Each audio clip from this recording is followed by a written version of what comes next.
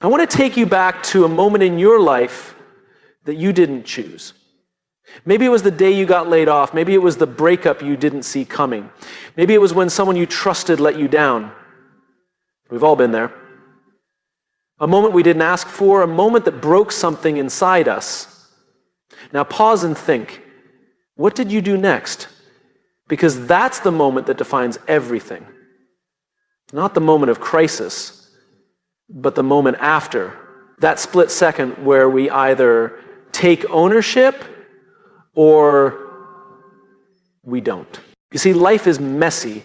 It's unpredictable. It doesn't ask your permission before throwing change at you. That's not just how life is. That's how it's supposed to be. The real question isn't whether you'll face difficulty. The real question is, what story do you choose to write with what you've been handed? There's a mindset that changes lives instantly, not in theory, not eventually, but the moment you choose to adopt it. It's the mindset of ownership over circumstance. Let me explain what that really means. We've been raised in systems that reward us for staying in line. We're told that if we do the right things, life will reward us back. Get the degree, get the job, get the approval. But life doesn't play by the rules we imagine. And when things go wrong, our first instinct is to point outward. It's my boss. It's the economy. It's my upbringing. It's bad luck. And look, those things matter. Your environment influences you. But it doesn't define you. What separates the fulfilled from the frustrated isn't what they've gone through. It's what they do with what they've gone through. It's not about denial. It's about direction. You can acknowledge pain and still choose power. Ownership says, this happened, I didn't choose it, but now it's mine to deal with. That changes everything. Because when you take ownership, you stop being the victim of your story and you become the author of it. Let me tell you about a man I met once at a workshop. Let's call him Carlos. Carlos had been through hell. Childhood trauma, financial collapse, addiction, and loss. When he stood up to speak, you could feel the weight he carried. But his voice didn't shake. His hands didn't tremble. He spoke with a strange kind of peace. And he said something I'll never forget. I spent 20 years waiting for someone to save me. Then one day I realized I was the only one coming. That was the day everything changed for him. You see, ownership is not a concept. It's a decision. A decision to respond instead of react.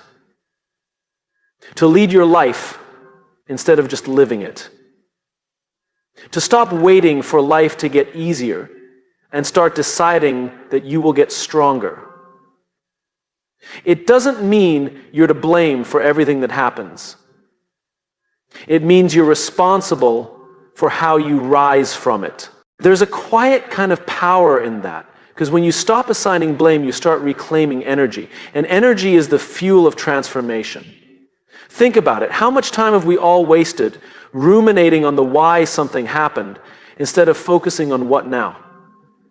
Ownership is the shift from explanation to execution. It says, yes, that was unfair. Yes, I wish it was different, but I'm not waiting anymore. I'm building. I'm choosing. I'm moving forward. It's uncomfortable, yes, because once you accept that you're in charge of your life, you no longer have excuses. But that's also where your freedom begins. When you take ownership, you start showing up differently in relationships. You stop expecting others to complete you and start meeting them from a place of wholeness. You start setting boundaries. You start leading with integrity, not insecurity. In your career, ownership makes you proactive instead of reactive. You stop waiting for direction and start creating impact.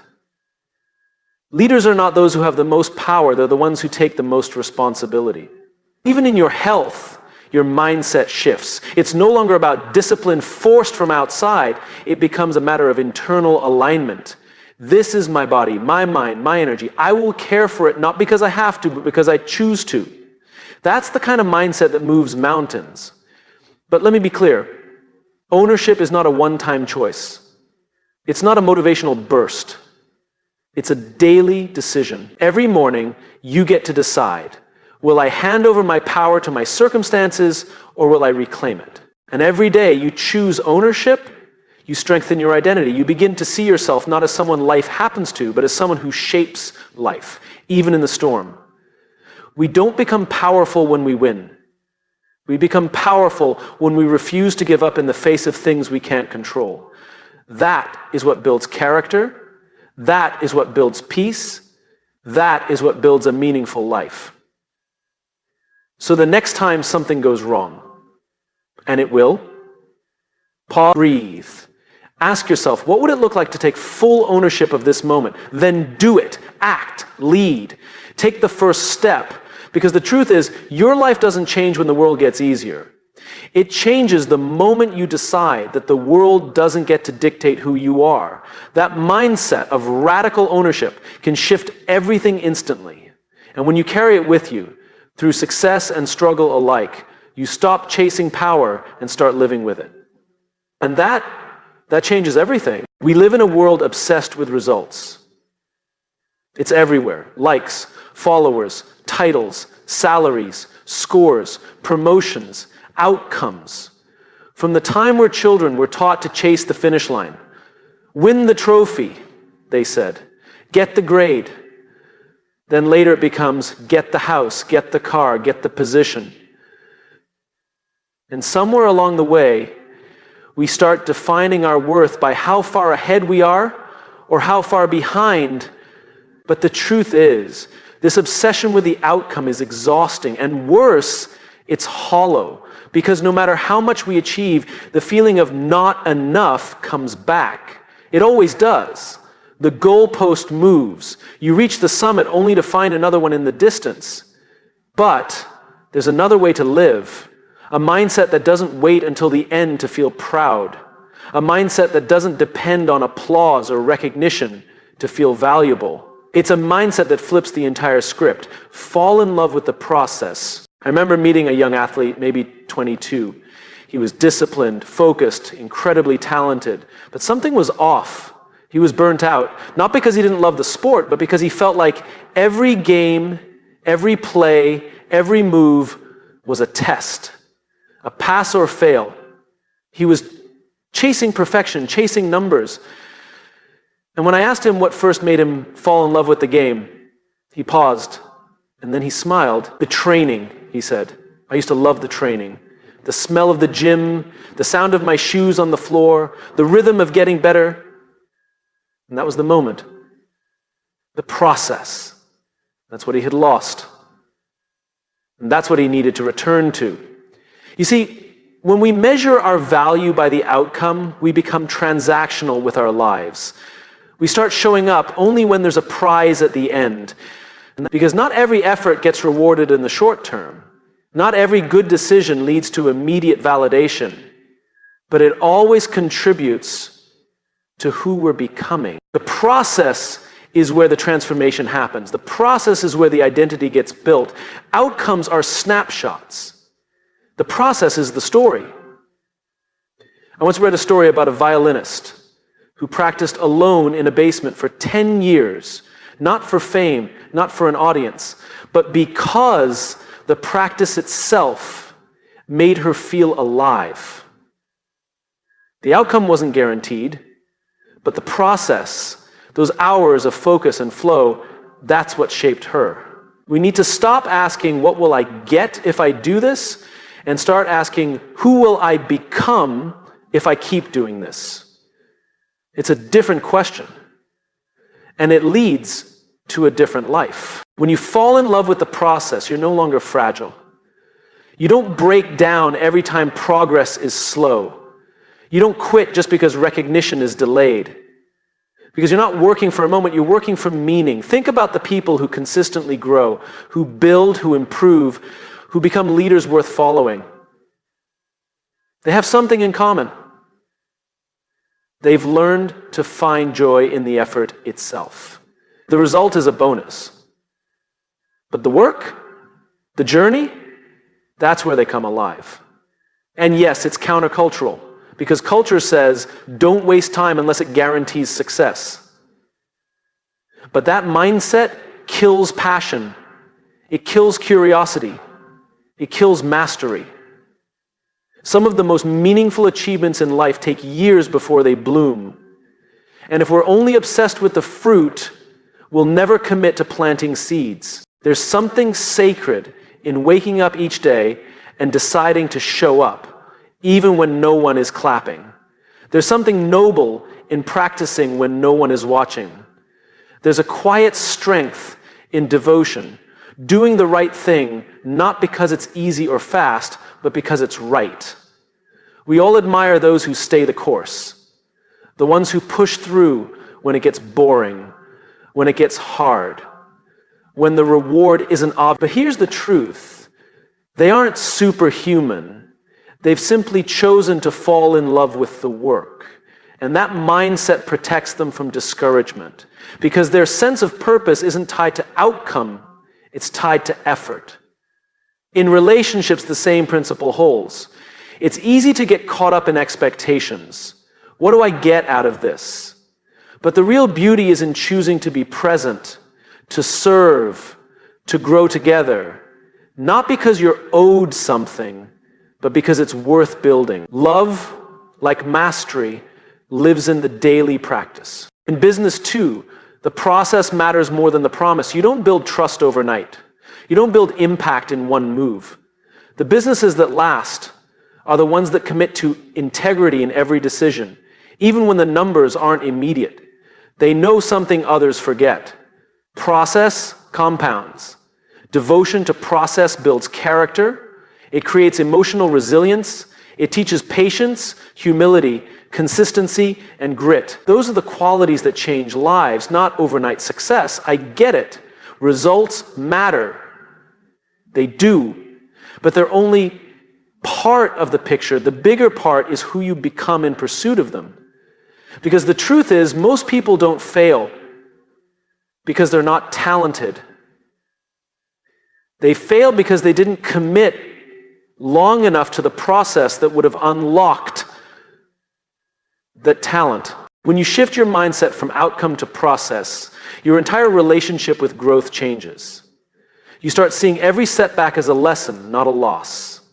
You start seeing each day not as a test, but as a training ground. You start to trust the slow burn.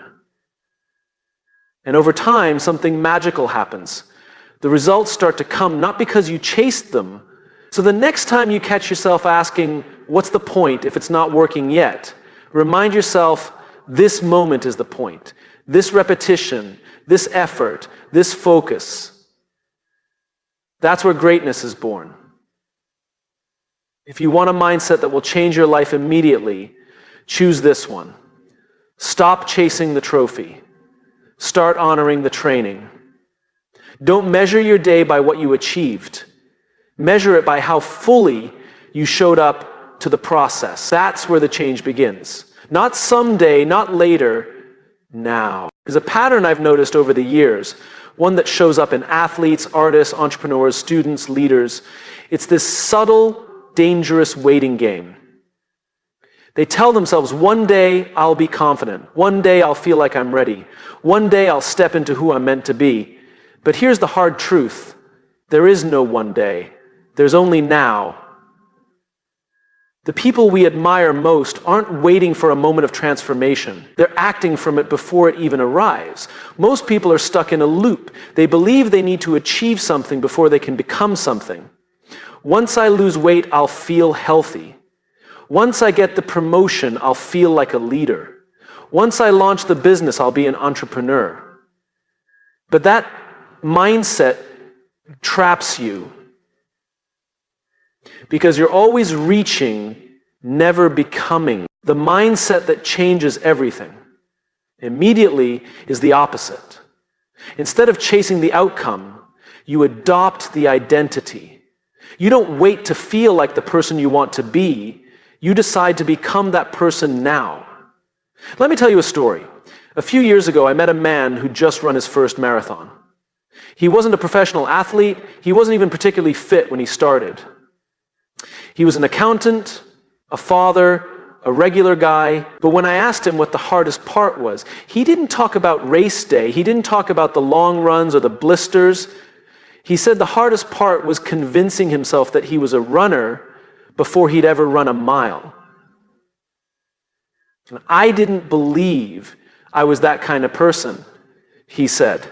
I kept saying, I'll call myself a runner when I run a half marathon. Then it became, once I run a full one. But the shift happened when I woke up one day, put on my shoes, and said out loud, I'm a runner. That's the day everything changed. He became the identity before he had the outcome. And it worked. Not because he tricked himself, but because identity shapes behavior. Once he saw himself differently, he started showing up differently. That's what most people don't realize. We think action creates identity, but identity also creates action. It's a loop, and it works in both directions. If you want to write a book, don't wait until you get published to call yourself a writer. Start writing, start thinking like a writer, start structuring your day like one. Wake up early and protect your creative time like your life depends on it, because in a way it does. That identity shift will drive the habits that eventually create the outcome. This is the reason people struggle with consistency. They try to change what they do without changing who they believe they are. They say, I'm trying to get fit, instead of I'm someone who values health. They say, I'm trying to wake up early, instead of I'm the kind of person who starts their day with intention. Language matters. Self-talk matters. Because every time you declare something about yourself, your actions begin to align with that belief. I once worked with a leader who was struggling with confidence. He'd just been promoted, and despite his title, he felt like an imposter. He kept saying, I don't feel like a real leader. And so he acted cautiously. He second-guessed himself. He avoided tough conversations. But here's what we did. We didn't try to fix his leadership skills. We worked on his identity. We had him write a letter to himself. Not from the version who felt unsure, but from the version who had grown into that leadership role. The version who had already become the kind of leader others trusted and followed. He read that letter every morning. And slowly, something shifted.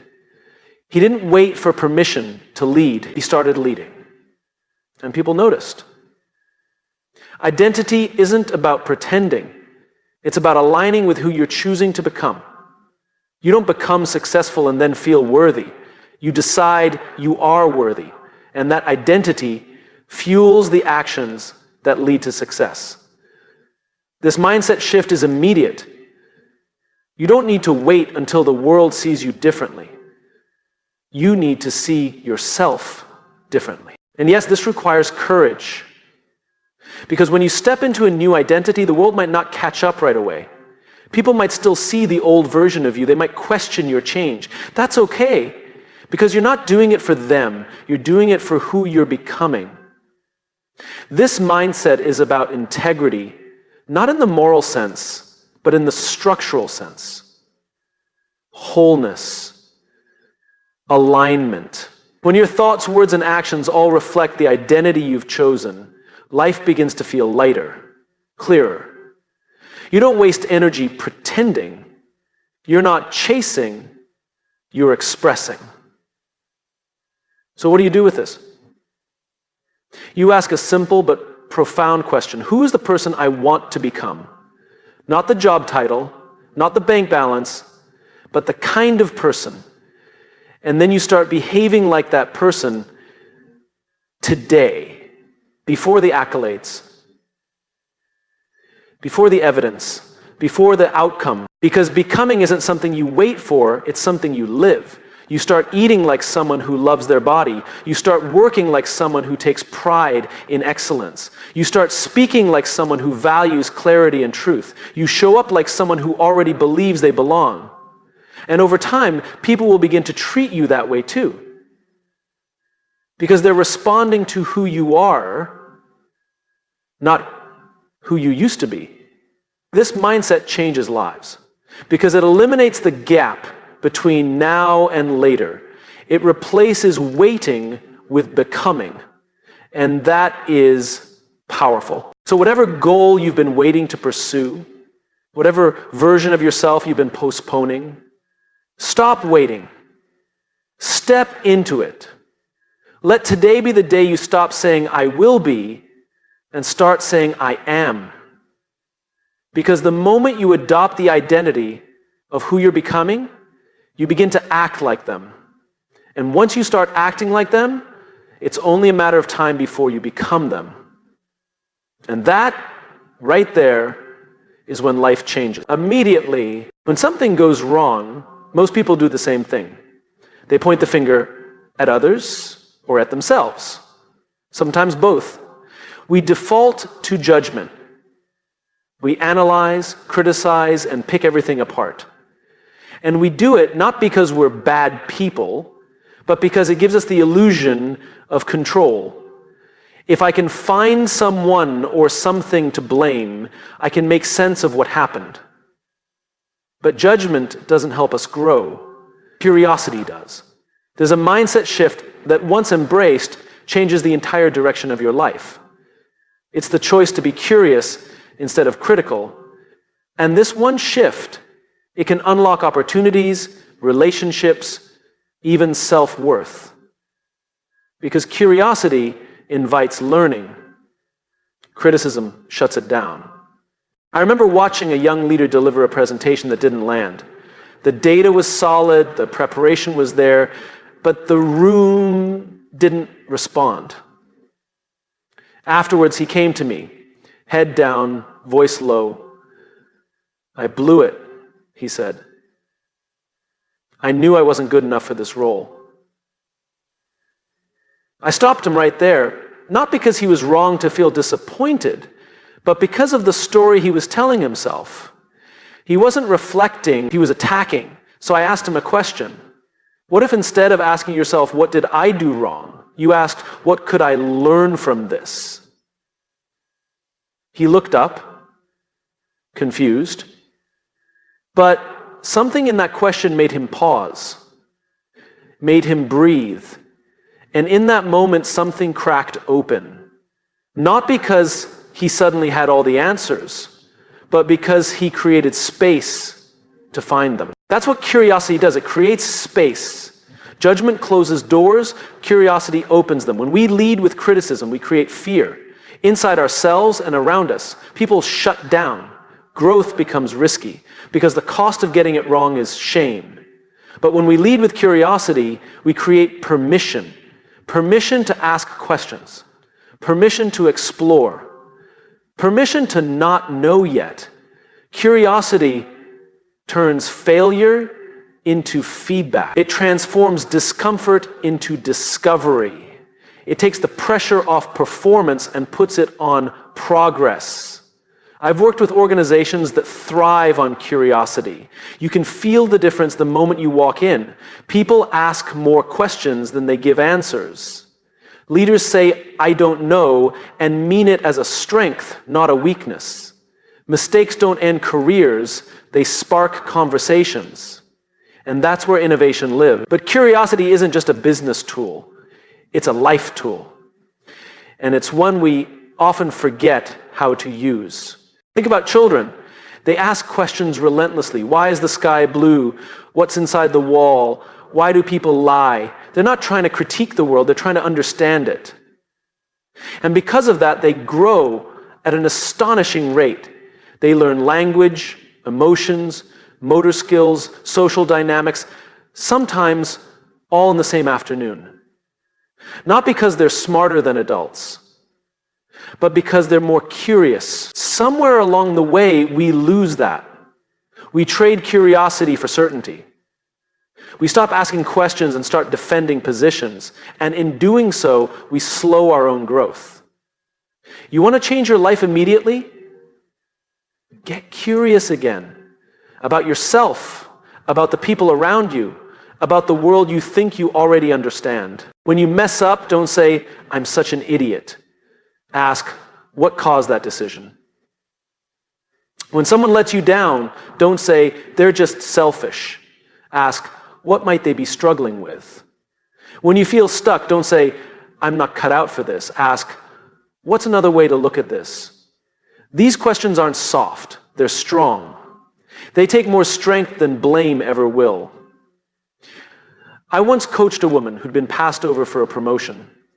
She was angry, frustrated, hurt. She had every right to be, but she was ready to quit. She said, if they don't see my value, I'm done.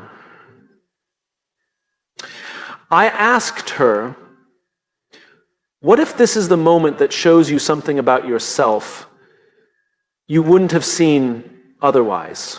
She paused, not because the pain went away, but because the perspective shifted. And in that space, she got curious. She looked at how she showed up in meetings. She asked for feedback she didn't want to hear. She studied leadership styles that weren't her own. 6 months later, she got a bigger opportunity, one she almost walked away from, because judgment had closed the door. Curiosity does, but it keeps you moving. It turns pain into perspective. And when we turn that mindset inward toward ourselves, it becomes even more powerful. Most of us are our own worst critics. We dissect our flaws, we rehearse our failures, we carry guilt like a second skin. But judgment won't get you unstuck. Compassion paired with curiosity will. Try asking yourself this: if I were someone I loved, how would I treat me right now? Then listen, not with defensiveness, not with excuses, just with honesty. That's what growth sounds like. This mindset also transforms relationships. It changes conflict. Instead of assuming intent, you ask for it. Instead of labeling behavior, you ask about the story behind it. You become less interested in being right and more interested in being connected. And something beautiful happens. People start to trust you because they don't feel judged. They feel seen. And when people feel seen, they open up. That's when real communication begins. That's when change begins. There is nothing soft about curiosity. It requires humility. It requires patience. It requires a willingness to be wrong and to still keep asking. But the payoff is enormous. A curious person doesn't wait for life to hand them answers. They go looking. They read. They listen. They explore. And because of that, they grow faster, love deeper, and lead better. So if you're standing at a crossroads in your life, whether it's your career, your relationship, your identity, don't rush to judge. Don't default to criticism. Don't shut down because you don't know yet. Get curious. Ask what's here for you. Ask what this is trying to teach you. Ask what you haven't yet seen, because that simple shift from judgment to curiosity can unlock everything. And the moment you choose it, your life starts to change. Immediately, there's a strange thing about motivation. It doesn't always show up when you need it. Some mornings you wake up and you're ready to take on the world. Other days, the same goals feel heavy. You look at your to-do list, your commitments, your promises to yourself, and none of it feels urgent. None of it feels worth the effort. The mood's just not there. And that's the trap. Because if your life is built around how you feel in the moment, you'll always be chasing consistency and never quite finding it. The day you feel tired, you'll skip the workout. The day you feel discouraged, you'll avoid the work. The day you feel insecure, you'll hide instead of speak up. And slowly, over time, your life becomes a reflection, not of your values, but of your moods. There's a mindset that can flip this entire pattern. It's not glamorous. It doesn't come with instant gratification, but it creates a kind of internal power that nothing can shake. It's the mindset of living by values, not moods. I once sat with a founder of a growing company who told me something simple but profound. He said, I don't trust my feelings in the morning. I trust my commitments from the night before. It stuck with me because it's so easy to feel like your present mood is the most honest version of yourself, but it's not. Your mood is just a snapshot. Your values are the story. When you live by values, your actions aren't negotiable based on how your day's going. You're not at the mercy of emotional weather. You know who you are, what matters to you, and how you want to show up, even when it's hard, even when it's boring, even when no one's watching. It's the difference between the person who says, I'll be there if I feel like it, and the one who says, I'll be there because I said I would.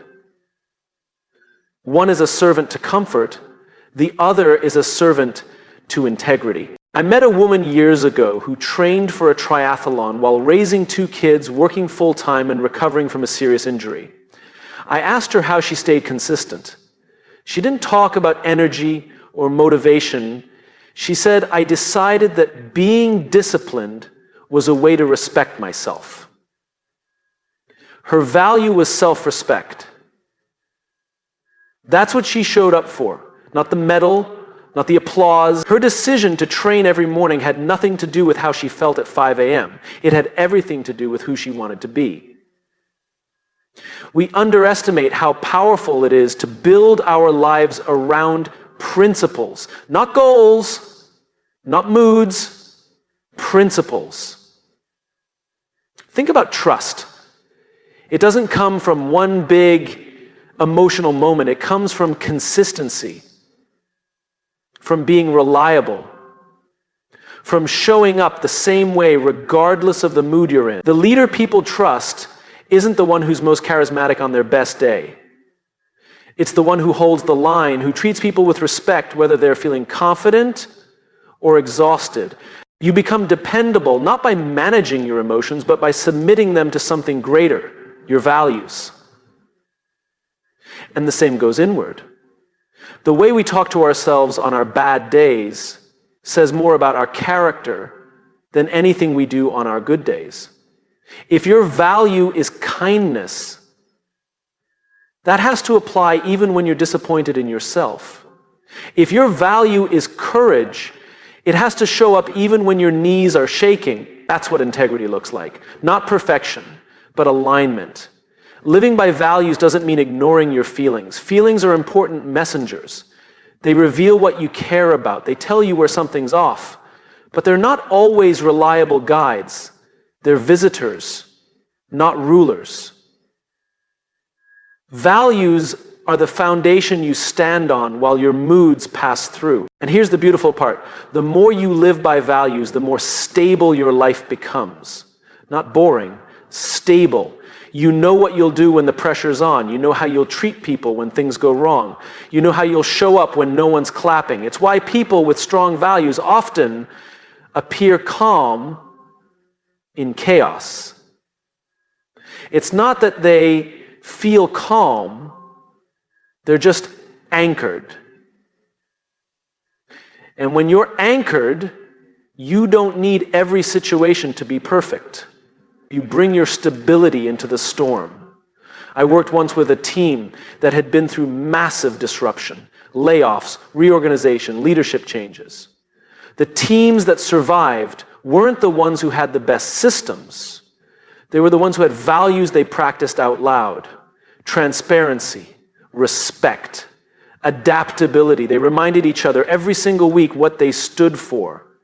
And that culture kept them from falling apart when everything else did. Now bring it back to your life. What are your values? Not the ones you think sound good, but the ones you actually want to live by, the ones you want your future self to thank you for. Write them down, 1 sentence each. And then the harder part, build your days around them. If your value is growth, keep learning even when no one's grading you. If your value is courage, speak the truth even when your voice shakes. If your value is integrity, follow through even when it's inconvenient. If your value is compassion, stay kind even when you're frustrated. That's how transformation begins. Not through some lightning bolt of inspiration, but through quiet alignment between what you believe and what you do. The people who change the world don't feel like heroes every day. They feel doubt, they feel fear, they feel exhaustion, but they keep showing up anyway. Because their lives aren't built on how they feel in the moment. Their lives are built on who they've chosen to be. You can choose that too. Right now, without changing your job, your title, your bank account, or your surroundings. You can choose a mindset where values win over moods, where direction beats distraction, where who you are is more important than how you feel. Because the moment you stop negotiating your actions with your emotions and start aligning them with your values, is the moment your life begins to change. Immediately.